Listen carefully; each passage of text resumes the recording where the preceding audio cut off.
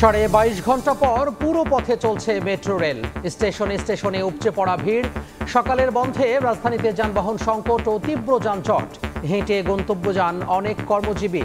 মেট্রোর পথ নিরাপদ করার দাবি। গাড়ি রেখে আমি মেট্রো দিয়ে যাব, মেট্রো এসে দেখেও যে বন্ধ হয়ে গেছে। আমাদের নিরাপত্তা ব্যবস্থা আরো উন্নতি হোক আর কি। যদি তারা সচেতন থাকতো তাহলে আজকে গতকালকে এই দুর্ঘটনা ঘটতো না। এটা তো ভয়েরই একটা বিষয়। পালকের সার্ভে করুক, দেখুক যে কোথাও কোনো দোষ ত্রুটি আছে কিনা। আমার হাজবেন্ড ছাড়া তো আমাদের তিনজনের কেউ নাই পৃথিবীতে, কেউ নাই আপন। স্বামীকে হারিয়ে আর্তনাদ থামছে না স্ত্রীর। বেয়ারিং প্যাডের আঘাতে নিহত কালামকে শরীয়তপুরে দাফন। সরকারকে পরিবারের দায়িত্ব নেওয়ার আহ্বান। একটা বাচ্চা কাচ্চার কত আশা থাকে, কারে বাবাকে বহন, কারে ডাক দিব, এই বাচ্চারা কার মনে যাবে। মৌলিক চাহিদা এটা পূরণ করা এখন আমি মনে করি সরকারের দায়িত্ব। পরিবারের দুটো বাচ্চা আছে, ওর ওয়াইফ আছে, তাদের সম্পূর্ণ জীবনের নিশ্চয়তা দিতে হবে এই সরকারের। এবার অন্যান্য শীর্ষ সংবাদ।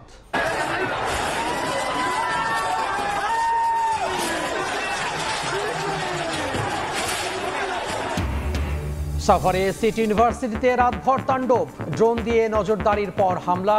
এসি ও কম্পিউটার খুলে নেয়ার অভিযোগ উপাচার্যের। ক্ষতিপূরণ দেওয়ার আশ্বাস ড্যাফোডিলের। যুগপথ আন্দোলনের শরিকদের নিয়ে বৃহৎ জোটের পরিকল্পনা বিএনপির। পছন্দের প্রতীকে ভোট করতে দেওয়ার আহ্বান। নির্বাচনে সন্ত্রাস ঠেকাতে পিআর ভোট দাবি জামায়াতের।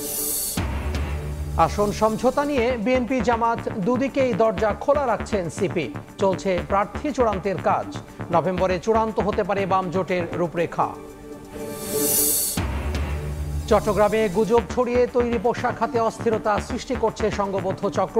অভিযোগ বিজিএমইএর। চক্রান্তে প্রতিযোগী দেশ জড়িত থাকার সন্দেহ ব্যবসায়ীদের। এবং ঝাঁকে ঝাঁকে রূপালী ইলিশ নিয়ে ঘাটে ফিরছেন জেলে। 22 দিনের নিষেধাজ্ঞা শেষে ফের সরগরম মৎস্য অবতরণ কেন্দ্র। চাঁদপুর ও পটুয়াখালীতে সরবরাহ বাড়লেও কমেনি দাম।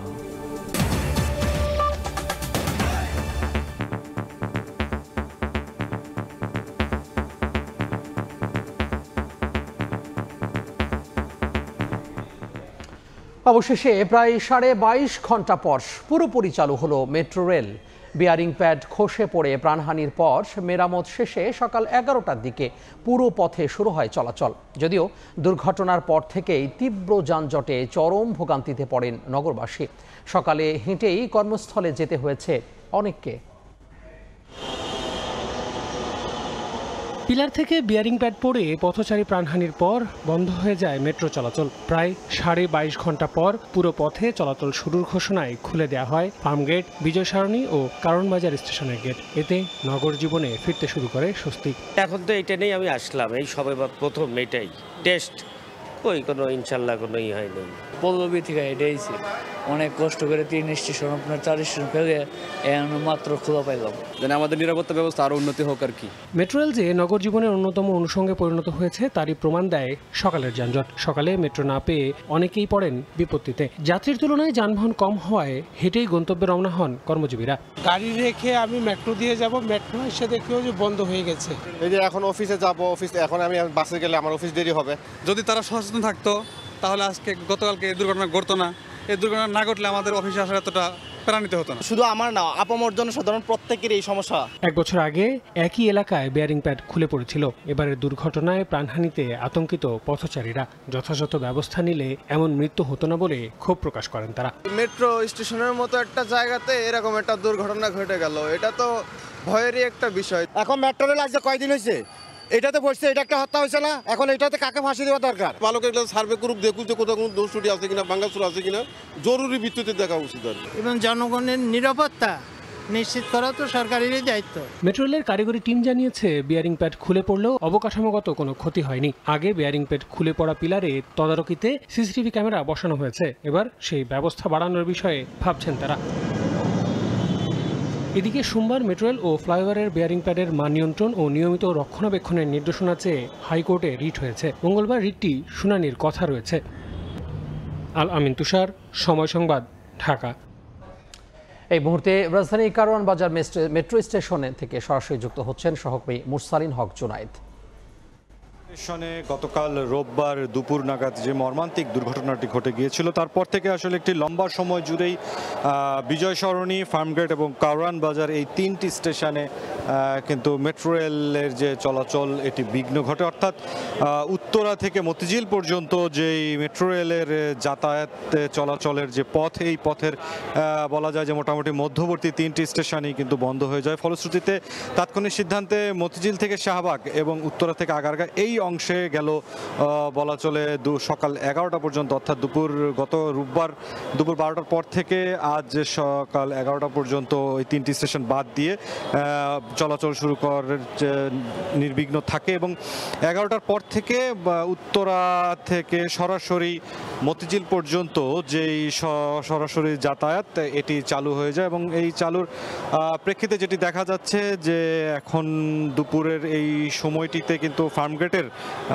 পার্শ্ববর্তী যে কারওয়ান বাজার যে স্টেশন, কারওয়ান বাজার স্টেশনে কিন্তু স্বাভাবিকভাবেই যেই ভিড় থাকে টিকিট কাউন্টারগুলোতে যাত্রীদের, সেই ভিড় কিন্তু লক্ষ্য করা যাচ্ছে। পাশাপাশি যাত্রীরা এই স্টেশনে বিরতির পথে যারা এই স্টেশন থেকে উত্তরা অভিমুখে অথবা মতিঝিল অভিমুখে যারা যাত্রা করবেন তারা এই ট্রেন মেট্রো রেলের স্টেশনে এই কারওয়ান বাজার থেকে সেই ট্রেনে উঠছেন। পাশাপাশি এখানে যে স্টেশনে বিরতির পথে যারা নেমে যাচ্ছেন কারওয়ান বাজারে তাদের যে যাতায়াত সেটিও কিন্তু এখন পর্যন্ত নির্বিঘ্ন রয়েছে।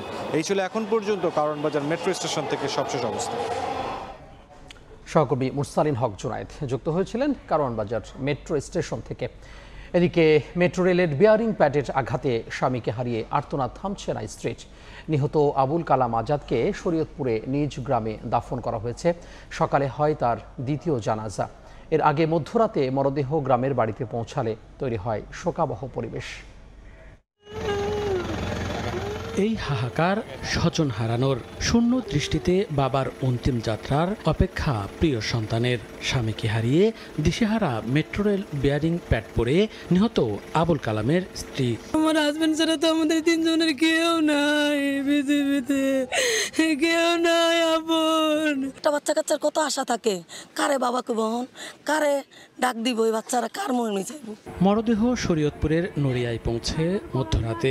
অনাকাঙ্ক্ষিত এই মৃত্যুর খবরে ছুটে আসেন স্বজনরা।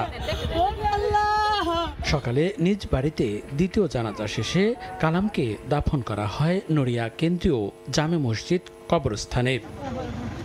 এদিকে নিহত কালামের পরিবারের ভরণ পোষণের দায়িত্ব নিতে সরকারের প্রতি আহ্বান জানিয়েছেন এলাকাবাসী ও স্বজনরা। মৌলিক চাহিদা এটা পূরণ করা এখন আমি মনে করি সরকারের দায়িত্ব। পরিবারের দুটো বাচ্চা আছে, ওর ওয়াইফ আছে, তাদের সম্পূর্ণ জীবনের নিশ্চয়তা দিতে হবে এই সরকারের।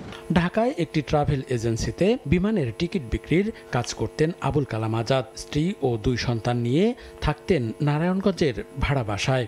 রোববার রাত 9টার দিকে আবুল কালাম আজাদের মরদেহ নেওয়া হয় সিদ্ধিরগঞ্জের নতুন আইলপাড়া ভাড়া বাসায়। সেখানেই স্থানীয় বাইতুল ফালাহ জামে মসজিদে হয় তার প্রথম জানাজা। সময় সংবাদ, শরীয়তপুর। অন্য প্রসঙ্গ, ড্রোন দিয়ে নজরদারি করার পর সিটি ইউনিভার্সিটিতে হামলা করে ড্যাফোডিলের শিক্ষার্থীরা। সংবাদ সম্মেলনে এ অভিযোগ করে সিটির উপাচার্য। তিনি বলেন, এসি ও কম্পিউটার খুলে নিয়ে গেছে হামলাকারীরা। পরিস্থিতি শান্ত করতে সিটি ইউনিভার্সিটি পরিদর্শন করে ক্ষতিপূরণ দেওয়ার আশ্বাস দেয় ড্যাফোডিল কর্তৃপক্ষ। রোববার রাতে দুই বিশ্ববিদ্যালয়ের শিক্ষার্থীদের সংঘর্ষে আহতরা সাভারের বিভিন্ন হাসপাতালে ভর্তি রয়েছেন। পরিস্থিতি এখনও থমথমে রয়েছে।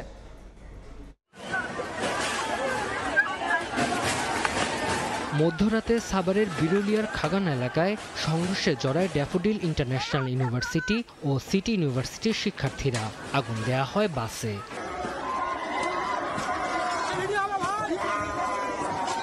রোববার সন্ধ্যায় ব্যাচেলর প্যারাডাইসের সামনে সিটি ইউনিভার্সিটির এক শিক্ষার্থীর সঙ্গে তুচ্ছ ঘটনায় ড্যাফোডিলের শিক্ষার্থীর মধ্যে কথা কাটাকাটি হয়।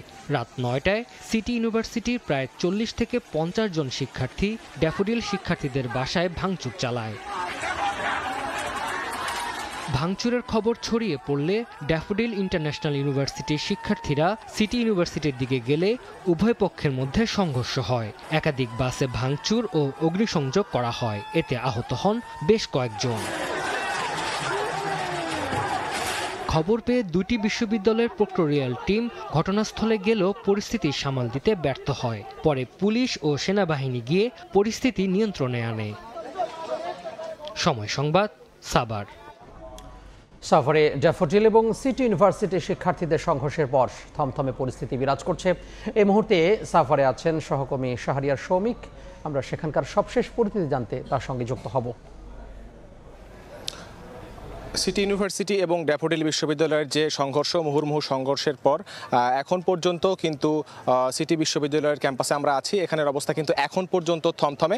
শিক্ষার্থীরা এখন পর্যন্ত বেশ আতঙ্কগ্রস্ত এবং তারা বলছেন যে ড্যাফোডিল বিশ্ববিদ্যালয়ের শিক্ষার্থীদের বিরুদ্ধে অভিযোগ করে তারা বলছেন তারা এখনও আতঙ্ক থেকে বের হতে পারেননি এবং যে কোনো সময় ড্যাফোডিল বিশ্ববিদ্যালয়ের শিক্ষার্থীরা তাদের ওপরে আবার আক্রমণ চালাতে পারে, এমন অভিযোগ কিন্তু সিটি বিশ্ববিদ্যালয়ের শিক্ষার্থীরা আমাদের কাছে করেছেন। এবং আমরা দেখেছি যে বিশ্ববিদ্যালয় এলাকার মধ্যে মোট 3টি হল আছে এবং বিশ্ববিদ্যালয়ের সীমানার বাইরে হল আছে একটা। তো নারী শিক্ষার্থীদের জন্য সিটি বিশ্ববিদ্যালয়ের সীমানার মধ্যে 2টি হল আছে। আমরা দেখেছি সকাল থেকে নারী শিক্ষার্থীরা একে একে হল ত্যাগ করছেন এবং তারা আমাদের সাথে কথা বলেছেন। তারা বলছেন যে ড্যাফোডিল বিশ্ববিদ্যালয়ের যে আক্রমণ মূলত তারা নারী শিক্ষার্থীদেরকে টার্গেট করেছিলেন, এমনটি সিটি বিশ্ববিদ্যালয়ের শিক্ষার্থীরা আমাদের বলছেন। এবং তাদের পারিবারিকভাবে তাদের পিতামাতা অনেক উদ্বেগ প্রকাশ করার কারণে তারা একে একে তাদের নিরাপত্তাজনিতর কারণে এবং আতঙ্কগ্রস্ত হওয়ার কারণে তারা হল ত্যাগ করছেন। এবং ছেলে শিক্ষার্থী যারা আছেন তাদের হলের শিক্ষার্থীরা ইতোমধ্যে অনেকেই হল ছেড়েছেন, আবার কিছু শিক্ষার্থী এখনও ক্যাম্পাসে অবস্থান করছেন।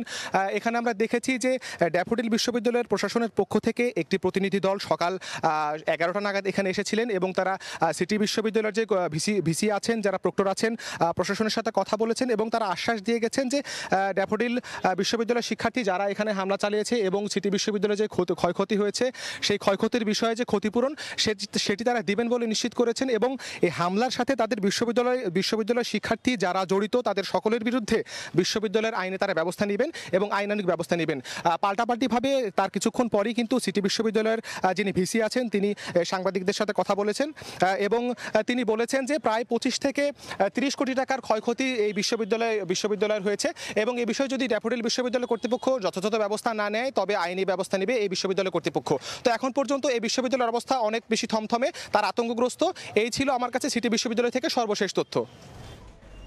সহকর্মী শাহরিয়ার শৌমিক যুক্ত হয়েছিলেন সাভার থেকে। যুগপথ আন্দোলনে থাকা রাজনৈতিক দলগুলোকে নিয়ে বৃহৎ জোট করতে চায় বিএনপি। দলটি মনে করে নির্বাচনী জোটের শরিকদের পছন্দ মতো প্রতীকে ভোট করতে দেওয়া উচিত।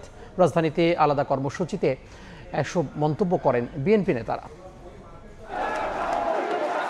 রাজনীতিতে যুব সমাজের অংশগ্রহণ বাড়াতে 1978 সালের 27 অক্টোবর বিএনপির প্রতিষ্ঠাতা শহীদ রাষ্ট্রপতি জিয়াউর রহমান প্রতিষ্ঠা করেন জাতীয়তাবাদী যুবদল। প্রতিষ্ঠাবার্ষিকী উপলক্ষে সোমবার সকাল থেকেই খণ্ড খণ্ড মিছিল নিয়ে জিয়াউর রহমানের সমাধিতে শ্রদ্ধা জানাতে জড়ো হন সংগঠনের নেতাকর্মীরা। দুপুরে সংগঠনের নেতাদের সঙ্গে নিয়ে শ্রদ্ধা জানাতে আসেন বিএনপির স্থায়ী কমিটির সদস্য সালাউদ্দিন আহমদ। শ্রদ্ধা নিবেদন শেষে কথা বলেন সাংবাদিকদের সঙ্গে, জানান যুগপথ আন্দোলনে থাকা রাজনৈতিক দলগুলোকে নিয়ে জোট গঠনে আগ্রহী বিএনপি। যাদের সাথে আমরা যুগপথ আন্দোলন করেছি এবং অন্যান্য একটা বৃহৎ জোটের জন্য আমরা চিন্তা করছি, সবাইকে নিয়ে ঐক্যবদ্ধভাবে যাতে আমরা আগামীতে এই নির্বাচনে বৈতরণী পার হতে পারি। নির্বাচন সামনে রেখে নিজেদের মধ্যে ঐক্য ধরে রাখার বার্তা দিতেই সারা দেশের মনোনয়ন প্রত্যাশীদের সঙ্গে দলের হাইকমান্ডের বৈঠক চলছে বলেও জানান সালাউদ্দিন আহমদ। সমগ্র বাংলাদেশে আসন ভিত্তিক সকল যোগ্য প্রার্থীদের, একাধিক যোগ্য প্রার্থীদের সাথে আমরা কথা বলেছি। এটা তারই প্রক্রিয়ার একটি অংশ।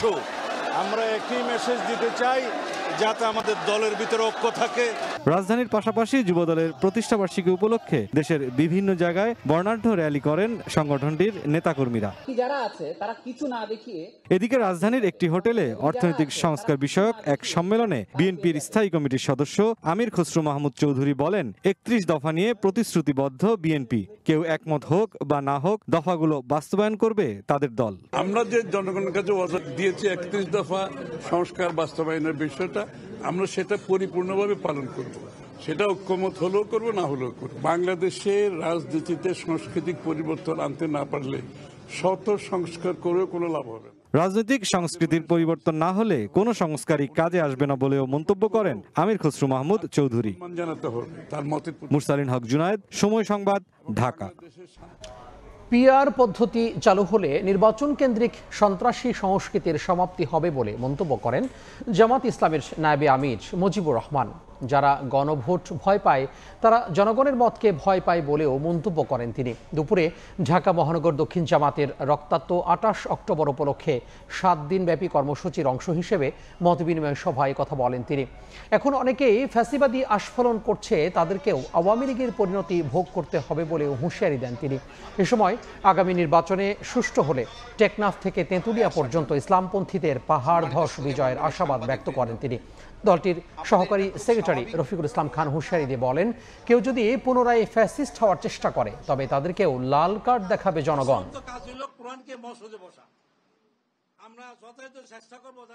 জুলাই সনদের ভিত্তিতে আইনি ভিত্তি রচনা করার মধ্য দিয়ে একটা নির্বাচন যেন অনুষ্ঠানের দিকে আমরা যেতে পারি। যে যাই করতে চাইবে না তাই হবে, এই বাংলাদেশে সেটা আর হবে না।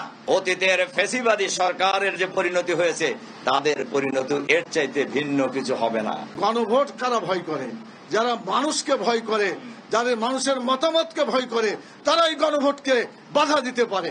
সেই জন্য আমরা বলতে চাই, গণভোটের মাধ্যমে এটা সমাধান হয়ে তারপরে নির্বাচন হওয়া উচিত।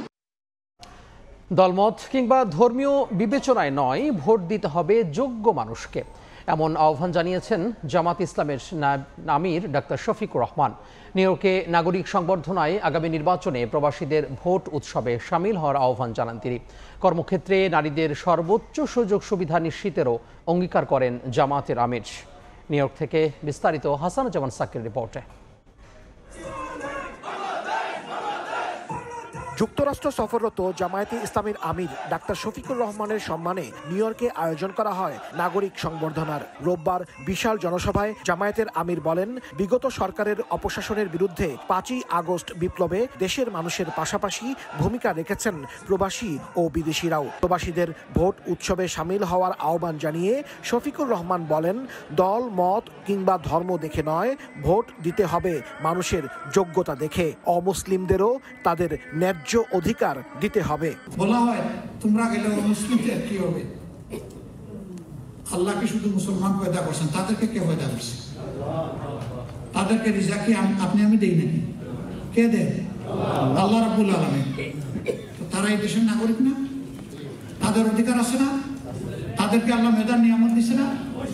যদি তাদের মাঝে মেধা থাকে, সততা থাকে, দেশপ্রেম থাকে, তাহলে সে তার উপযুক্ত জায়গায় যাবে, এটাই তার প্রতি ইনসাফ। নারীদের সম্পর্কে জামায়াতকে সবসময় প্রশ্নবিদ্ধ করা হয় মন্তব্য করে ডাক্তার শফিকুর রহমান বলেন, তার দল ক্ষমতায় গেলে নারীদের পূর্ণ সুযোগ সুবিধা নিশ্চিত করা হবে। আমরা ইনশাআল্লাহ যদি এই সুযোগ পাই, মাদেরকে বাড়তি আর একটু সম্মান করবো, যেটা হবে তাদের প্রতি ইনসাফ। আমরা গেলে ইনশাআল্লাহ তাদের কর্মঘণ্টা কমিয়ে দেব, তার সন্তানের হক আদায় করার জন্য এবং মা হিসেবে তাকে সম্মান করার জন্য। এটাই হবে তাদের প্রতি ইনসাফ, এটা কোনো দয়া নয়। মানবতার মুক্তির লড়াইয়ে পাশে থাকার আহ্বান জানিয়ে জামায়াতের আমির বলেন, জাতির রন্ধ্রে রন্ধ্রে যে দুর্নীতি, ভঙ্গুর শিক্ষা ব্যবস্থা, ধ্বংসপ্রাপ্ত অর্থনীতি, তা পুনরুদ্ধারে প্রবাসীদের সহযোগিতা প্রয়োজন। আব্দুল আজিজ ভুইয়ার সভাপতিত্বে নাগরিক সংবর্ধনায় বক্তব্য রাখেন যুক্তরাষ্ট্রে জামায়াতের মুখপাত্র ডক্টর নাকিবুর রহমান সহ দলের নেতারা। স্থানীয় সময় সোমবার রাজধানী ওয়াশিংটন ডিসিতে যাচ্ছেন জামায়াতের আমির। সেখানে 4 দিন অবস্থান করবেন তিনি। এ সময় যুক্তরাষ্ট্রের সরকারি বেসরকারি বিভিন্ন কর্মকর্তাদের সাথে বৈঠক করার কথা রয়েছে ডাক্তার শফিকুর রহমানের। হাসানুজ্জামান সাকি, সময় সংবাদ, নিউ ইয়র্ক। অতি দ্রুতই জাতীয় নির্বাচনের জন্য প্রার্থী তালিকা প্রকাশ করতে যাচ্ছে জাতীয় নাগরিক পার্টি। প্রার্থী তালিকা চূড়ান্তে বিশেষ টিম কাজ করছে বলেও জানিয়েছেন দলের সদস্য সচিব আখতার হোসেন। বলেন, জনস্বার্থে জোটবদ্ধ হওয়ার বিষয়েও উন্মুক্ত অবস্থানে এনসিপি, সেটা হতে পারে বিএনপি বা অন্য যে কোনো দলের সঙ্গে। এদিকে অনাস্থা জানিয়ে নির্বাচন কমিশন ভেঙে পুনর্গঠনের দাবিও জানিয়েছে এনসিপি। জুলাই সনদে স্বাক্ষর না করা, শাপলা প্রতীক নিয়ে অনিশ্চয়তা ও নির্বাচনী জোটের নানা সমীকরণ, এসবের মধ্যেও নিজেদের মাঠ গোছাতে ব্যস্ত সময় পার করছে জাতীয় নাগরিক পার্টি। জাতীয় নাগরিক পার্টির সময় সংবাদকে এনসিপির সদস্য সচিব আক্তার হোসেন বলেন, দ্রুতই প্রার্থীদের তালিকা প্রকাশ করবে দল। আসন ভিত্তিক প্রার্থী তালিকা নির্ধারণে তৈরি করা হয়েছে বিশেষ টিম। আমাদের নেতাকর্মীরা তারা নির্বাচনের জন্য যে প্রস্তুতি গ্রহণ করছেন সেটাকে তারা মনিটর করছেন। এমন অনেক মানুষই আছেন যারা হয়তো এনসিপি রাজনীতির সঙ্গে এখনো যুক্ত হন নাই, কিন্তু এই মানুষগুলো সমাজের বিভিন্ন গ্রহণযোগ্য জায়গায় নিজেদেরকে অধিষ্ঠিত করেছেন। আমাদের একটা টিম আসলে এই প্রার্থিতার বিষয়গুলো নিয়ে তারা কাজ করছেন। আমরা খুব শীঘ্রই আমাদের প্রার্থীদের যে তালিকা সেটা আমরা প্রকাশ করব। কথা হয় নির্বাচনী জোট গঠনের বিষয়ে। আক্তার হোসেন বলেন, যে কোনো দলের সঙ্গেই হতে পারে জোট। রাজনৈতিক পরিস্থিতি বিবেচনায় এখনই খোলাসা হচ্ছে না কে হচ্ছেন এনসিপির জোট মিত্র। সামনের নির্বাচনে জাতীয় স্বার্থকে বিবেচনায় নিয়ে যদি দেশের প্রয়োজনে জোটের মতো পরিস্থিতিতে জাতীয় নাগরিক পার্টিকে অংশগ্রহণ করতে হয়, তার জন্য এখনো পর্যন্ত আমরা ওপেন রয়েছি। যখন নির্বাচনের সময়টা ঘনীভূত হবে সেই সময়টাতে গিয়েই জোটের বিষয়টাতে আমরা একটা সুনিশ্চিত সিদ্ধান্তে আমরা পৌঁছাতে পারবো। নতুন কমিশন গঠন করে নির্বাচনের আহ্বান জানিয়ে এনসিপি বলছে, এই নির্বাচন কমিশনের অধীনে সুষ্ঠু নির্বাচন অনুষ্ঠানের সম্ভাবনা নেই। তাদের দীর্ঘদিনের যে কর্মকাণ্ড সেখানে অনেকগুলো জায়গাতেই তারা পক্ষপাতমূলক আচরণ করেছেন। আমরা অনেক আগেই এই পক্ষপাতমূলক আচরণগুলো যারা করছেন তাদের পুনর্গঠনের কথা আমরা অনেক আগেই জানিয়েছি, কিন্তু এই পুরো প্রক্রিয়াটাতে এখনো নির্বাচন কমিশনের সুযোগ আছে নিজেদেরকে শুধরে নেবার। দলের সম্ভাব্য মনোনয়ন প্রত্যাশীদের এরই মধ্যেই নিজ নিজ এলাকায় দেখা গেছে জনসংযোগ করতে। শাবাব ওয়াসি, সময় সংবাদ, ঢাকা। আগামী নির্বাচন সামনে রেখে বৃহত্তর জোট গঠনে আগ্রহী বামপন্থী দলগুলো চলছে প্রাথমিক আলোচনাও। নেতারা জানান, নভেম্বরে চূড়ান্ত হতে পারে নির্বাচনী জোটের রূপরেখা। ফারুক ভূঁইয়া রবিনের রিপোর্ট। সব ঠিক থাকলে ফেব্রুয়ারির ভোট সামনে রেখে ডিসেম্বরেই নির্বাচনী তফসিল ঘোষণার কথা। সময় গড়ানোর সঙ্গে সঙ্গে জোট আর ভোটের নানা সমীকরণ তৈরি হচ্ছে রাজনীতিতে।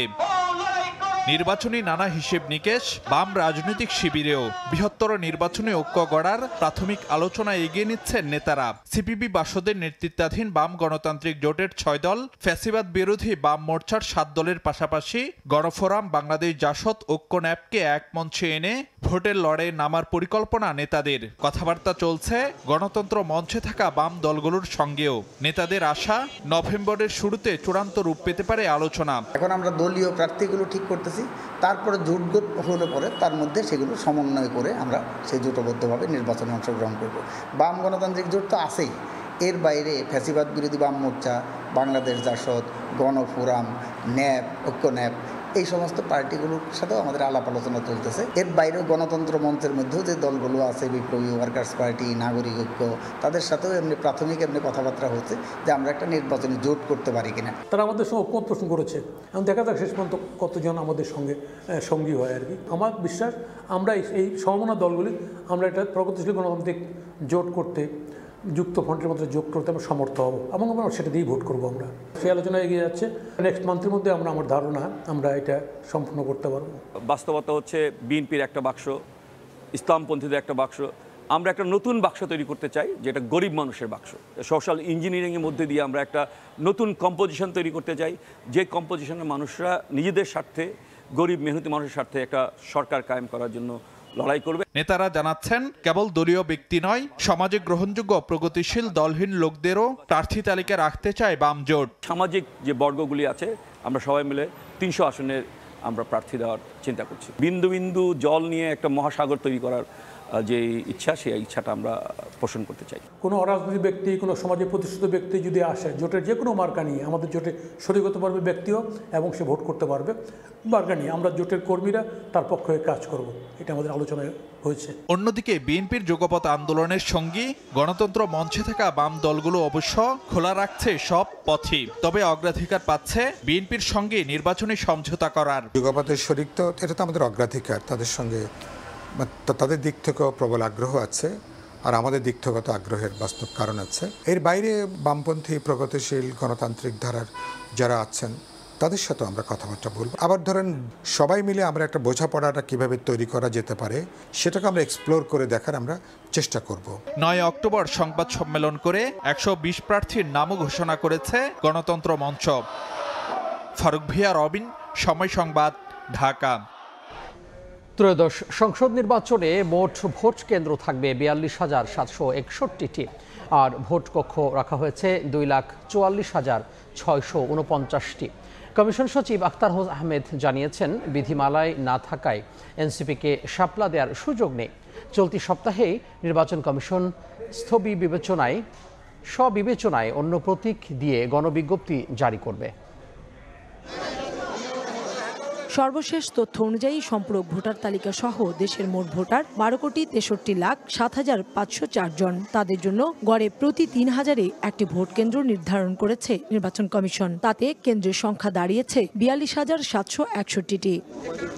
সোমবার দুপুরে সংবাদ সম্মেলনে ভোট কেন্দ্রের চূড়ান্ত তালিকা প্রকাশ করেন কমিশন সচিব। আর কক্ষের সংখ্যা হচ্ছে পুরুষদের জন্য ১,১৫,১৩৭ আর মহিলাদের জন্য ১,২৯,৬০২। এই মিলিয়ে ২,৪৪,৬৪৯। বলেন, বিধিমালায় না থাকায় এনসিপিকে শাপলা প্রতীক দেওয়ার সুযোগ নেই। নির্বাচন কমিশনের নিজস্ব বিবেচনায় অন্য প্রতীক দিয়ে গণবিজ্ঞপ্তি জারি করা হবে। এ ব্যাপারে নির্বাচন কমিশনের অবস্থান যা বলা হয়েছে, এখান থেকে এখনো পর্যন্ত আমার কাছে বিকল্প কোনো প্রস্তাব দেওয়ার বা কথা বলার কোনো তথ্য আমার কাছে নেই। কাজে নির্বাচন কমিশন যেটা বলেছে যে তারা স্ববিবেচনায় নিজস্ব একটা প্রতীক বরাদ্দ করে দেবে, সেটাই হচ্ছে এখনকার পর্যন্ত অবস্থান। নতুন নতুন রাজনৈতিক দল ও দেশীয় পর্যবেক্ষক সংস্থার নিবন্ধন হবে এ সপ্তাহেই। ইনশাআল্লাহ এই সপ্তাহের ভিতরে আমরা কমপ্লিট করতে পারবো। কাউসারা চৌধুরী কুমু, সময় সংবাদ, ঢাকা।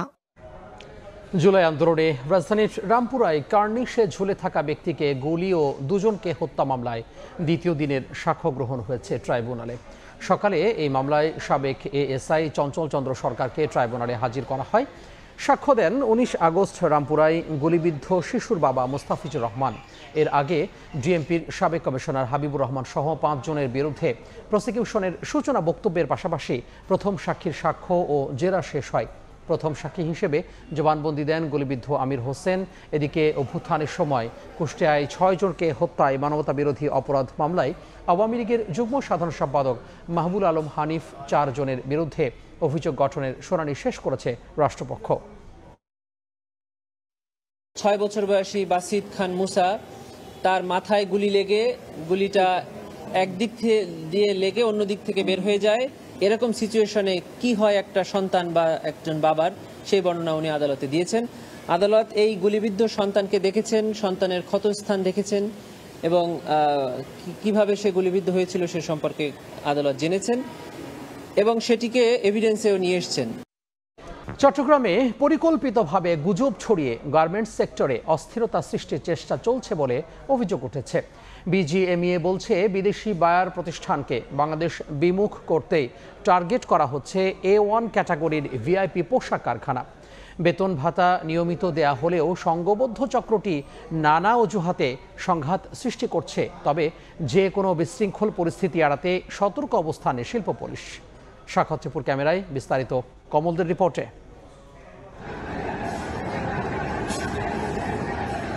তুচ্ছ ঘটনাকে কেন্দ্র করে প্রথমে বিশৃঙ্খলা সৃষ্টির চেষ্টা, কিন্তু শ্রমিকেরা সে ফাঁদে পা না দেওয়ায় শুরু হয় গুজব সৃষ্টির পায়তারা। নির্যাতনে ৩ শ্রমিকের মৃত্যুর গুজব রটিয়ে পুরো ইপিজেডকে অস্থির করে তোলে সংঘবদ্ধ চক্রটি। এমনকি কথিত মৃত শ্রমিকদের ভিডিও পর্যন্ত তৈরি করা হয়। উত্তপ্ত পরিস্থিতি সামাল দিতে বন্ধ করা হয় ৮টি কারখানা। কথিত মৃত শ্রমিকদের জীবিত ফিরে আসার তথ্য নিশ্চিত হয় ১ সপ্তাহ পর খুলে দেওয়া হয় বন্ধ হওয়া কারখানাগুলো।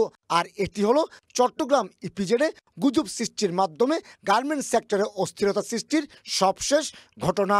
তারা ভিডিওতে দেখা যায় কাফনের কাপড়টা সরাই আবার ঢেকে দিল এবং এই ভিডিওটা তারা কিন্তু প্রত্যেকটা ফ্যাক্টরিতে জানালো যে আমাদের ৩ জন শ্রমিক ম্যানেজমেন্টের দ্বারা নিহত হয়েছে। তো পরবর্তীতে আমরা এই বিষয়ে সঙ্গে সঙ্গে আমরা তাদের বিষয়ে খোঁজখবর নিই এবং তাদের অডিও এবং ভিডিও আমরা কালেক্ট করি এবং শ্রমিকদেরকে আমরা জানাই যে না, এটা একটা গুজব ছিল, কেউ যেন এই গুজবে পা না দেয়। গার্মেন্টস ব্যবসায়ীদের অভিযোগ, বিশ্বখ্যাত বায়ার প্রতিষ্ঠানগুলোকে বাংলাদেশ বিমুখ করার চেষ্টা চালিয়ে যাচ্ছে একটি চক্র, যার অংশ হিসেবে শ্রমিকদের বেতন ভাতা নিয়মিত পরিশোধ সত্ত্বেও A1 এবং ভিআইপি কারখানাগুলোকে টার্গেট করেই অস্থিরতা সৃষ্টি করা হচ্ছে। কারণ এসব কারখানাতে প্রস্তুত হয় প্রতিষ্ঠিত বিদেশি ব্র্যান্ডের পোশাক। এটা সুপার কমপ্লেক্স ফ্যাক্টরি, তো সুপার কমপ্লেক্স ফ্যাক্টরি কোনো সমস্যা থাকার কথা না। এইসব ফ্যাক্টরিগুলোকে এক্সপোর্টকে প্রতিবন্ধকতা করার জন্য সবসময় কোনো কুচক্রী মহল কিন্তু তারা কাজগুলো করে থাকে। চট্টগ্রামের 464টি কারখানায় কাজ করেন অন্তত 8 লাখ শ্রমিক। এর বাইরে চট্টগ্রাম ইপিজেড এবং কর্ণফুলী ইপিজেডে আরও 3 লাখ শ্রমিক রয়েছে। আর তাই অসন্তোষ সৃষ্টির ক্ষেত্রে কৌশলগতভাবে গার্মেন্টস সেক্টরকে বেছে নেওয়া হচ্ছে বলে অভিযোগ বিজিএমই এর। এই সেক্টরে যদি অসন্তোষ হয় এটা বাংলাদেশের জন্য একটা ডিজাস্টার। কেন? কারণ এই সেক্টরটাই হতেছে আপনার সর্বোচ্চ রপ্তানি আর্নিংয়ের একটা সেক্টর। ইতিমধ্যে মার্কিন ট্যারিফ ইস্যু নিয়ে জটিলতা অনেকটা কাটিয়ে উঠে ঘুরে দাঁড়াতে শুরু করেছে বাংলাদেশের তৈরি পোশাক খাত। এমন ইতিবাচক পরিস্থিতিতে প্রতিযোগী দেশগুলোর চক্রান্তে জড়িত থাকার শঙ্কা রয়েছে। আর তার সঙ্গে যুক্ত হচ্ছে এখানকার নানা ইস্যু। বাংলাদেশ কিন্তু প্রতিযোগিতায় এখন একটা ভালো পজিশন আছেন। তো এই প্রতিযোগিতাকে নস্যাৎ করার জন্য এই দেশীয় এবং বিদেশি একদল লোক এখানে উঠে পড়ে লেগেছেন এবং বিভিন্ন ধরনের গুজব সৃষ্টি করে এই ইন্ডাস্ট্রিকে তার অগ্রযাত্রাকে ব্যাহত করার জন্য প্রচেষ্টা করছেন। গত 1 বছরে বেতন ভাতার আন্দোলন ছাড়াও গার্মেন্টস কারখানায় তুচ্ছ ঘটনা এবং গুজবকে কেন্দ্র করে 100-এর বেশি সংঘাত নিয়ন্ত্রণ করেছে সেনাবাহিনী এবং পুলিশ। কমল দে, সময় সংবাদ, চট্টগ্রাম। বাংলাদেশের সঙ্গে আকাশ ও নৌপথ যোগাযোগ বাড়াতে আগ্রহী পাকিস্তান। সার্ক পুনরুজ্জীবিত করতেও একমত দুই দেশ। 2 দশক পর যৌথ অর্থনৈতিক কমিশনের সভা শেষে অর্থ উপদেষ্টা জানান, কৃষি, আইটি, খাদ্য, বিমান ও নৌ যোগাযোগ খাতে বাণিজ্য বাড়াতে সম্মত হয়েছে Dhaka Islamabad.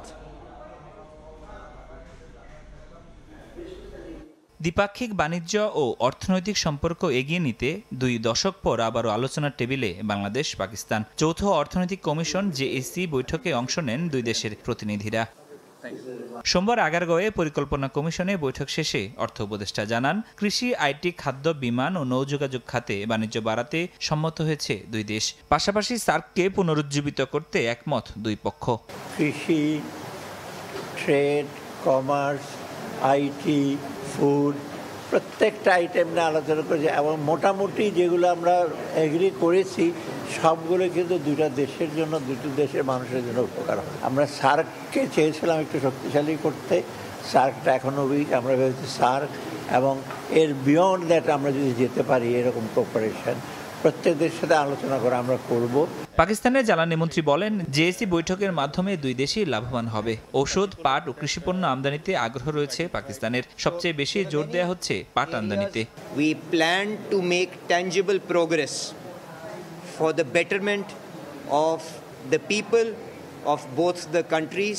Areas beyond jute, because as you know, jute is something that Pakistan continues to import from Bangladesh, and we will also look into agricultural cooperation, what opportunities are there to source additional agricultural products. বৈঠকে বাংলাদেশের BSTI এবং পাকিস্তানের pH এর মধ্যে একটি সমঝোতা চুক্তি স্বাক্ষর হয়েছে। এর মাধ্যমে হালাল পণ্য আমদানি রফতানিতে বাণিজ্যে বাধা দূর হবে। ফরহাদুর রহমান, সময় সংবাদ, ঢাকা। জুলাই আন্দোলনের মামলায় সংশ্লিষ্টতা না থাকায় 372 জনকে অব্যাহতি দিয়ে চূড়ান্ত প্রতিবেদন দিয়েছে পুলিশ। আপিল বিভাগে এমন প্রতিবেদন দিয়েছে রাষ্ট্রপক্ষ। প্রতিবেদনে উল্লেখ করা হয়, এরই মধ্যে 109 জনকে অব্যাহতি দেওয়ার সুপারিশ করে অন্তর্বর্তীকালীন প্রতিবেদনও আদালতে পাঠিয়েছে পুলিশ। এদের মধ্যে হবিগঞ্জ, জয়পুরহাট, মানিকগঞ্জ ও গাজীপুর জেলায় 1 জন করে, খুলনায় 2 জন, সিলেটে 39 জন, ঢাকা মহানগরের 12 জন, ঢাকা জেলায় 25 জন এবং কুড়িগ্রামে 18 জন রয়েছেন। এছাড়া অব্যাহতির প্রক্রিয়ায় রয়েছেন আরও 251 জন।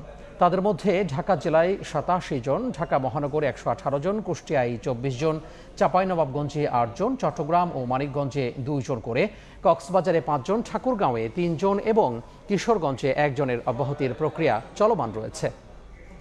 চিকিৎসা ব্যবস্থার পুরো কাঠামোই সমস্যায় জর্জরিত।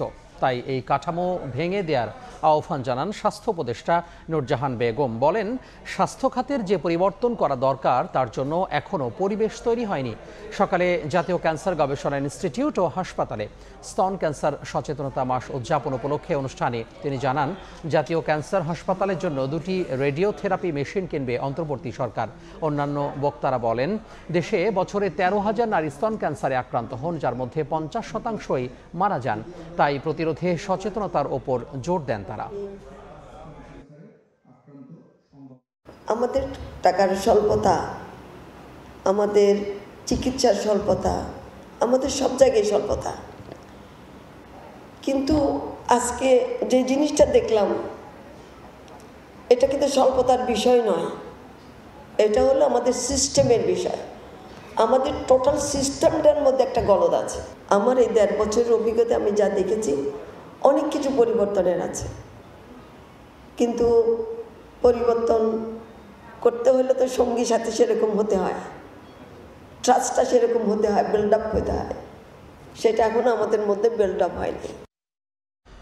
ব্রাহ্মণবাড়িয়ায় উচ্ছেদ নোটিশের প্রতিবাদে অনির্দিষ্টকালের জন্য বন্ধ রাখা হয়েছে ফার্মেসি। বিস্তারিত জানাতে হাসপাতালে ওষুধ মার্কেটের সামনে থেকে সরাসরি যুক্ত হচ্ছেন রিপোর্টার উজ্জ্বল চক্রবর্তী। ঔষধ মার্কেটে যে মার্কেটটি আমার পেছনে দেখতে পাচ্ছেন, সেই মার্কেটটি অপসারণ করার জন্য গতকালকে ব্যবসায়ীদেরকে কলেজের পক্ষ থেকে নোটিশ দেওয়া হয়েছে, প্রশাসনের পক্ষ থেকেও একই ধরনের নোটিশ দেওয়া হয়েছে। এই নোটিশের প্রতিবাদ আজ সকাল 8টা থেকে ঔষধ ব্যবসায়ীরা অনির্দিষ্টকালের জন্য পুরো ব্রাহ্মণবাড়িয়া শহর জুড়ে ঔষধ ফার্মেসিগুলো বন্ধ রেখে আন্দোলন শুরু করেছেন এবং সেই আন্দোলনের অংশ হিসাবে তারা কিন্তু আজকে এখানে অবস্থান ধর্মঘট করছেন। ব্রাহ্মণবাড়িয়া কেমিস্ট অ্যান্ড ড্রাগিস্ট সমিতির আয়োজনে এই আন্দোলনটি করছেন। আমরা তাদের সাথে কথা বলার চেষ্টা করছিলাম। তারা বলছেন যে তাদের মার্কেটটি 1983 সালে এখানে 10টি দোকান তারা লিজ নিয়েছিলেন 28,000 টাকার বিনিময়ে। হালে এখন 14টি দোকান হয়েছে, কিন্তু কলেজ কর্তৃপক্ষ বলছে যখন সেটি লিজ নেওয়া হয়েছিল সেই কলেজ তখন সরকারি ছিল না। সেই সরকারি কলেজ না থাকার কারণে কিন্তু তারা লিজটি বাতিল করে, শিক্ষার্থীদের দাবির প্রেক্ষিতে তারা লিজটি বাতিল করে এখানে দেওয়াল নির্মাণ করবেন এবং প্রধান ফটক নির্মাণ করবেন। সেই প্রধান ফটক নির্মাণ করে এখানে কলেজের যে নিরাপত্তা সেটি নিশ্চিত করবেন। কিন্তু ব্যবসায়ীরা বলছেন যে তাদের লিজের শর্ত অনুযায়ী তারা পূর্বে থেকে 6 মাস সময় পাবেন বলে তারা দাবি জানিয়েছেন। তারা বলছেন যে লিজ বাতিল হলে তাদেরকে 6 মাস সময় দিতে হবে, সেটি চুক্তিতে উল্লেখ আছে। সেই দাবিতে কিন্তু তারা আজকে অবস্থান কর্মসূচি পালন করছেন এবং ব্রাহ্মণবাড়িয়া শহরের অন্তত 1000 ফার্মেসি বন্ধ রেখে কিন্তু তারা এই কর্মসূচিটি পালন করছেন। কর্মসূচি পালন করার কারণে কিন্তু ব্রাহ্মণবাড়িয়া শহরে যে প্রধান যে হাসপাতাল আছে 250 শয্যা বিশিষ্ট জেনারেল হাসপাতাল, সেটি কিন্তু মহিলা কলেজের ঠিক অপর দিকে অবস্থিত, যার কারণে এখানে যে মার্কেটের দোকানগুলো সেটি খুব গুরুত্বপূর্ণ। এখানে প্রচুর রোগী সকাল থেকে কিন্তু তারা ঔষধ না পেয়ে ফিরে যাচ্ছেন, বিশেষ করে কিডনি, ডায়াবেটিস এবং যে ক্যান্সারের রোগীরা তারা কিন্তু এসে ফিরে যাচ্ছেন, এক ধরনের দুর্ভোগের মধ্যে পড়েছেন। এখানে যারা ব্যবসায়ীরা আছে তাদের সাথে আমরা কথা বলেছিলাম, তারা বলছেন তারা কেমিস্ট অ্যান্ড ডায়াগনস্টিক সমিতির পক্ষ থেকে বৈঠকে বসেছেন। পরবর্তী সিদ্ধান্ত আসার পরেই তারা তাদের আন্দোলন প্রত্যাহার করবেন কিনা সেটি জানাবেন। একইভাবে কলেজ কর্তৃপক্ষের কাছে কিন্তু কলেজ কর্তৃপক্ষ ব্রাহ্মণবাড়িয়া জেলা প্রশাসক কার্যালয়ে বৈঠকে বসেছেন বলে আমরা জানতে পেরেছি। 2টি পৃথক বৈঠক শেষ হলে আসলে এই যে আজকে কর্মসূচি শেষ হবে কিনা সেটি বলা যাবে। তো এইটুকু ছিল আমার কাছে ব্রাহ্মণবাড়িয়া কেমিস্ট অ্যান্ড ড্রাগিস্ট সমিতির আয়োজনে যে এই কর্মসূচি চলছে তার সর্বশেষ তথ্য। সরাসরি যুক্ত হয়েছিলাম ব্রাহ্মণবাড়িয়ার হাসপাতাল থেকে। শত চেষ্টা করেও সড়ক থেকে লক্কর ঝক্কর গাড়ি সরাতে পারেনি সরকার। একের পর এক ভ্রাম্যমাণ আদালত বসিয়েও সুফল মেলেনি। সড়কে শৃঙ্খলা ফেরাতে ধারাবাহিক অভিযান পরিচালনা করলে গণপরিবহন সংকটে তৈরি হয় যাত্রী ভোগান্তি। এদিকে পুরানো গাড়ির মেয়াদ নির্ধারণে সময়সীমা বাড়ানোর দাবি জানিয়েছে মালিক সমিতি। পরিবহন বিশেষজ্ঞরা বলছেন, কোনো কিছু না দেখেই ফিটনেস সনদ দিচ্ছে বিআরটিএ। যানবাহনের ফিটনেস, চালকদের স্বাস্থ্য সুরক্ষা ও লাইসেন্স প্রদানের জটিলতা নিয়ে সাইফুল রুদ্রর 3 পর্বের ধারাবাহিকের আজ দেখুন প্রথম পর্ব।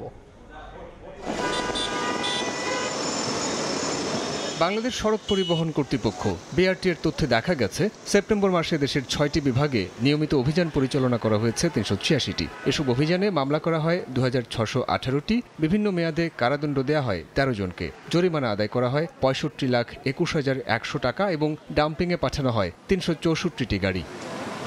বিআরটিএ বলছে, পুরনো বাস অপসারণ ও সড়কে যানবাহনের নানা অনিয়ম রোধে ধারাবাহিক অভিযান অব্যাহত রাখবে প্রতিষ্ঠানটি। আমাদের বিআরটিএর কর্মকর্তাদেরকে আমরা এই বিষয়ে কিন্তু সতর্ক করেছি, কারণ এখানে আবার দালাল একটা শ্রেণী মধ্যস্বত্বভোগীর তৈরি হয়। RFID আমরা ইন্ট্রোডিউস করেছি, যে কারণে আমাদের কিন্তু গাড়ি বাধ্যতামূলক তাকে আসতে হবে এবং আমরা সেটা ডিটেক্ট করি। ফলে এখন কিন্তু কোনো গাড়ি ছাড়া কোনো ফিটনেস পরীক্ষা হচ্ছে না। সড়কে থাকা পুরনো লক্কর ছক্কর গাড়ি সরিয়ে নিতে বিআরটিএর চালানো অভিযানে ক্ষুব্ধ প্রতিক্রিয়া দেখিয়ে সরকারের কাছে ৮ দফা দাবি জানান পরিবহন ব্যবসায়ীরা। তাদের মতে মেয়াদ বিবেচনায় বাণিজ্যিক মোটরযান বাতিলের পরিকল্পনায় অর্থনৈতিক চাপ তৈরি হবে। শুধু একটা কথাই শিখছেন যে মেয়াদ উত্তীর্ণ বলতে গেলে তো 5 বছরটাও মেয়াদ উত্তীর্ণর চাইতে খারাপ হতে পারে। লক্কর জক্কর আর আপনার মেয়াদ উত্তীর্ণ এক না। লক্কর জক্কর হলে আপনার ভালো গাড়িও সেটা চলতে গিয়ে ডেন্ট হয়েছে আপনার চালানোর অদক্ষতার জন্য বা রাস্তার জন্য।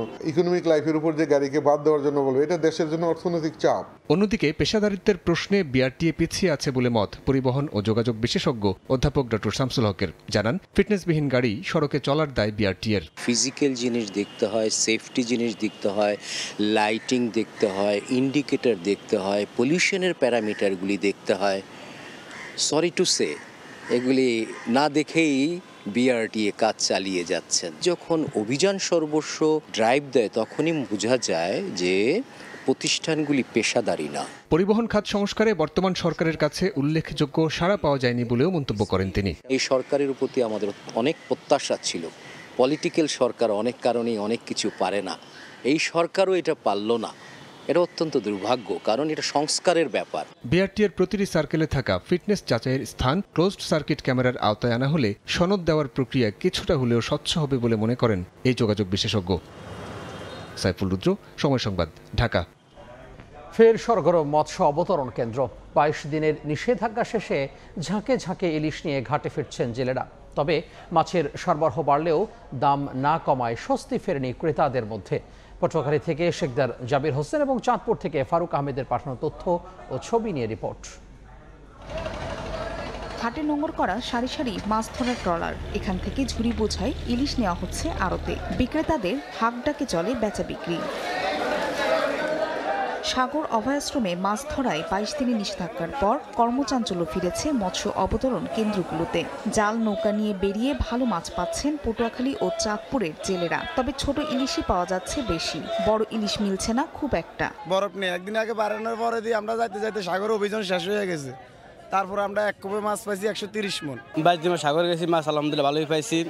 আবার যদি আবহাওয়া খারাপ হয়ে যায় তাহলে তো মাছের ধরা। এখন সাগরে যখন কোনো বোট নামে না, এই জন্য মাছ অনেক বৃদ্ধি পাইছে। ইলিশের সরবরাহ বাড়লেও দাম নিয়ে হতাশ ক্রেতারা। চড়া দাম দেখে অনেককেই ফিরতে হচ্ছে খালি হাতে। সাগরের মাছ সব ছোট সাইজের, বড় কোনো মাছও নাই।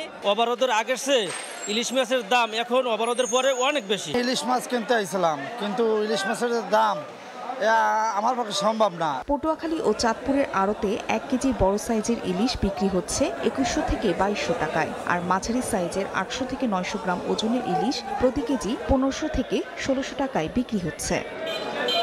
ফাহরিয়া ফারজানা, সময় সংবাদ। এদিকে এক নিষেধাজ্ঞা শেষ না হতেই আরেক নিষেধাজ্ঞা। মা ইলিশ রক্ষার পর এবার টানা 8 মাস জাটকা সংরক্ষণে অভিযান সরকারের। 1 নভেম্বর থেকে 30 জুন নদী ও সাগরে জাটকা ধরা নিষেধ। জেলেরা বলছেন, অক্টোবরের নিষেধাজ্ঞায় তারা ঠিকভাবে সহায়তা পাননি। আগামী 8 মাস সরকারি সহায়তার দাবি তাদের। মৎস্য বিভাগ বলছে, নিষেধাজ্ঞার সময় 4 মাস ভিজিএফের চাল পাবেন জেলেরা। মোহাম্মদ মনির হোসেন বাদলের পাঠানো তথ্য ও সুজন দামের ছবি নিয়ে রিপোর্ট। প্রজনন মৌসুমে মা ইলিশ রক্ষায় 4 অক্টোবর থেকে 25 অক্টোবর পর্যন্ত দেশের সব অভয়ারণ্য ও সাগরে মাছ ধরায় নিষেধাজ্ঞা ছিল। 25 অক্টোবর মধ্যরাত থেকে নদী ও সাগরে জাল ফেলতে পারছেন জেলেরা। তবে এক নিষেধাজ্ঞা শেষ হতে না হতেই 5 দিন পর শুরু হচ্ছে 8 মাসের জাটকা ধরায় আরেক নিষেধাজ্ঞা। 1 নভেম্বর থেকে 30 জুন দেশের সব নদী ও সাগরে জাটকা ধরা নিষেধ। এ সময় অনেক সাবধানে মাছ ধরতে হয় জেলেদের। 25 সেন্টিমিটারের কম আকারের কোনো ইলিশ ধরলেই তাকে আইনের আওতায় আনা হয়। পটুয়াখালী জেলেরা বলছেন, অক্টোবরে নিষেধাজ্ঞায় তারা সঠিকভাবে সাহায্য পাননি। বর্তমানে বড় জালেও জাটকা আটকে ওপারে চলে আসে। জাটকা শিকার সম্পূর্ণ বন্ধ করতে আগামী 8 মাস সরকারি সহায়তার দাবি তাদের। মাঝে মাঝে 2-1টা জাটকা বাজলে হেডা আবার লই ব্যস্তও যাওয়া যায় না। হয়তো নিজেকে খাওয়া লাগে, আর যদি কোস্টগার্ড পুলিশ এরা যদি ধরে লাজত দিয়ে দেবে। একটা বোট গড়াইতে আপনার 70-80 হাজার টাকা দরকার হয়, একটা জাল বানাইতে 30-40 হাজার টাকা হয়। দৈনিক মাছ পাওয়া যায় না 1 কেজি। 1 কেজি ডিজেলের দাম 105 টাকা। একটা ফ্যামিলিতে 8-10 জন মানুষ থাকে, কিছু করার নাই। চাউল আমাদের ঠিকমতো সময় পাই না, 8 মাস অভিযোজন, চাল অনুযায়ী আরো 6 মাস পরে। মৎস্য বিভাগ বলছে ইলিশের উৎপাদন বাড়াতেই এমন উদ্যোগ। তবে সরকার এই নিষেধাজ্ঞা চলাকালে 4 মাস জেলেদের বিজিএফ কর্মসূচির আওতায় চাল দেওয়া হবে বলে জানান সংশ্লিষ্ট কর্মকর্তা। যে ইলিশ এখন প্রজনন করলো তার বাচ্চাদেরকে সুরক্ষা দেওয়ার জন্য মৎস্য অধিদপ্তর সকলের সাথে মিলে কাজ করে যাবে। এই সময়ে জেলেরা আপনার 4 মাসের জন্য তারা বিজিএফ পাবে, সেটা সরকার যখন দিবে আমরা যথাসময়ে তাদের হাতে তুলে দেওয়ার চেষ্টা করব। সরকারিভাবে পটুয়াখালীতে 89,000 নিবন্ধিত জেলের সরকারি খাদ্য সহায়তার আওতায় রয়েছেন 59,000 জন। সময় সংবাদ, পটুয়াখালী। আন্তর্জাতিক সংবাদ। যুদ্ধবিরতির মধ্যেও থেমে নেই ইসরায়েল বর্বরতা। অধিকৃত পশ্চিম তীরে ইসরায়েলি হামলায় নিহত হয়েছেন 4 ফিলিস্তিনি। নিরাপত্তা নীতি নিয়ে কোনো আন্তর্জাতিক চাপ গ্রহণযোগ্য নয় বলে জানিয়েছেন ইসরায়েলি প্রধানমন্ত্রী বেনিয়ামিন নেতানিয়াহু। অন্যদিকে গাজায় শান্তিরক্ষী পাঠাতে প্রস্তুত বলে জানিয়েছেন মালয়েশিয়ার প্রধানমন্ত্রী আনোয়ার ইব্রাহিম। যুদ্ধবিরতি তৃতীয় সপ্তাহে গড়ালেও ধ্বংসস্তূপ আর অনিশ্চয়তা নিয়ে বেঁচে আছেন গাজাবাসী। গাজার দক্ষিণাঞ্চলে ধ্বংসস্তূপের নিচে এখনও লুকিয়ে রাখা আছে প্রায় 66,000 টন বিস্ফোরণহীন গোলাবারুদ। মার্কিন মধ্যস্থতায় যুদ্ধবিরতি টিকলেও প্রতিদিনে এসব বোমার ঝুঁকিতে হাজারো মানুষ, শিশুরা ধ্বংসস্তূপে খেলতে গিয়ে বহুবার প্রাণ হারিয়েছে। হামাস জানায় 13 বন্দীর লাশ উদ্ধারে অনুসন্ধান অভিযান বিস্তৃত করেছে তারা। এদিকে ইসরায়েলের অনুমতিতে গাজায় প্রবেশ করেছে মিশরীয় দল ও আন্তর্জাতিক মানবিক সংস্থা রেড ক্রস। এ পর্যন্ত 15টি লাশ ফেরত দিয়েছে হামাস, কিন্তু 5 দিন ধরে নতুন কোনো লাশ হস্তান্তর হয়নি। 48 ঘন্টার মধ্যে অগ্রগতি না হলে নতুন পদক্ষেপের হুঁশিয়ারিও দিয়েছেন মার্কিন প্রেসিডেন্ট ডোনাল্ড ট্রাম্প। অন্যদিকে নিরাপত্তা নীতি নিয়ে কোনো আন্তর্জাতিক চাপ গ্রহণযোগ্য নয় বলে জানিয়েছেন ইসরায়েলি প্রধানমন্ত্রী বিনিয়ামিন নেতানিয়াহু। ইসরায়েল নিজের নিরাপত্তা নিজেরাই নিশ্চিত করবে বলে মন্তব্য করেন তিনি।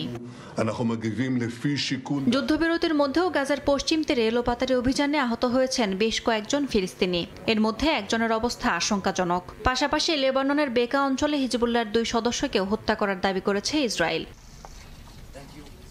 এদিকে গাজায় একটি বহুজাতিক শান্তিরক্ষী বাহিনী মোতায়েন করতে চায় যুক্তরাষ্ট্র, যেখানে অংশ নেবে আরব দেশগুলো। কাতারে এই নিয়ে বৈঠক করেছেন মার্কিন কর্মকর্তারা। একই সময়ে গাজায় শান্তিরক্ষী পাঠাতে প্রস্তুত বলে জানিয়েছেন মালয়েশিয়ার প্রধানমন্ত্রী আনোয়ার ইব্রাহিম। জাতিসংঘ মহাসচিবের সঙ্গে বৈঠকে গাজার মানবিক পরিস্থিতিকে আন্তর্জাতিক আইনের চরম লঙ্ঘন বলে অভিহিত করেন তিনি। ইয়াসমিন অনন্যা, সময় সংবাদ। এই পর্যায়ে শীর্ষ সংবাদগুলো জানিয়ে দিব আরও একবার। মনোনয়ন প্রত্যাশীদের সাক্ষাৎকার নিচ্ছেন তারেক রহমান। বৃহৎ জোট করছে বিএনপি। পছন্দের প্রতীকে ভোট করতে দেওয়ার আহ্বান। সন্ত্রাস ঠেকাতে পিআর ভোট দাবি জামায়াতের। 22.5 ঘন্টা পর পুরো পথে চলছে মেট্রো রেল।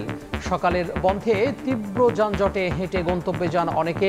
বিয়ারিং প্যাডের আঘাতে নিহত কালামকে শরীয়তপুরে দাফন, স্বজনদের আর্তনাদ।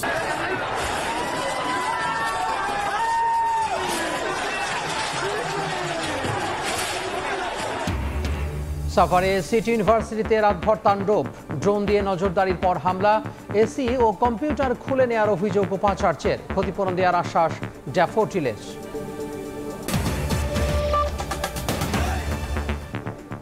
এ ছিল দুপুরের সময়। বিকেল 3টার সময় সংবাদ নিয়ে আসছে কিছুক্ষণ পর। সঙ্গে থাকুন সময়।